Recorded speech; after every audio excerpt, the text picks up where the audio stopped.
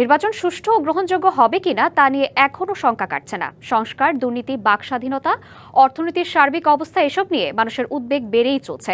সকালে চট্টগ্রামের একটি হোটেলে নাগরিক প্ল্যাটফর্মের প্রাক নির্বাচনী আঞ্চলিক পরামর্শ সভায় এসব কথা জানান সিপিডির সম্মানীয় ফেলো ডক্টর দেবপ্রিয় ভট্টাচার্য।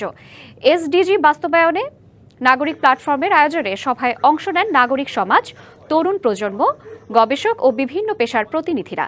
এ সময় উপস্থিত অংশগ্রহণকারীদের মতামত জানতে চাওয়ার পাশাপাশি তাৎক্ষণিক ভোটও নেন আয়োজকরা। অনুষ্ঠানে সুষ্ঠু ও গ্রহণযোগ্য নির্বাচন নিয়ে শঙ্কার কথা বলেন ডক্টর দেবপ্রিয় ভট্টাচার্য। অনুষ্ঠানে বিভিন্ন রাজনৈতিক দলের সিনিয়র নেতারাও নির্বাচন সহ নানা ইস্যুতে বক্তব্য তুলে ধরেন। কেন আমাদেরকে পিছিয়ে পড়া বলা হবে? আমরা কি কোন দিক দিয়ে দুর্বল? আমরা তো পড়ালেখা করি, আমাদের শিক্ষা ব্যবস্থায় আমাদেরকে সবসময় পিছিয়ে রাখা হয়। রাজনীতিবিদরা বাড়ি বাড়ি যায়, ইলেকশনটা সম্পন্ন হওয়ার পর তাদেরকে কিন্তু খুঁজে পাওয়া যায় না।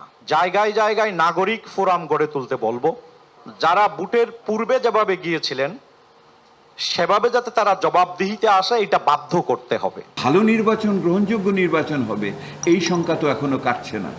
প্রফেসর ইউনুস বলেছেন ইতিহাসের সর্বশ্রেষ্ঠ নির্বাচন উনি করে দেখাবেন, আমরা তার অপেক্ষায় আছি।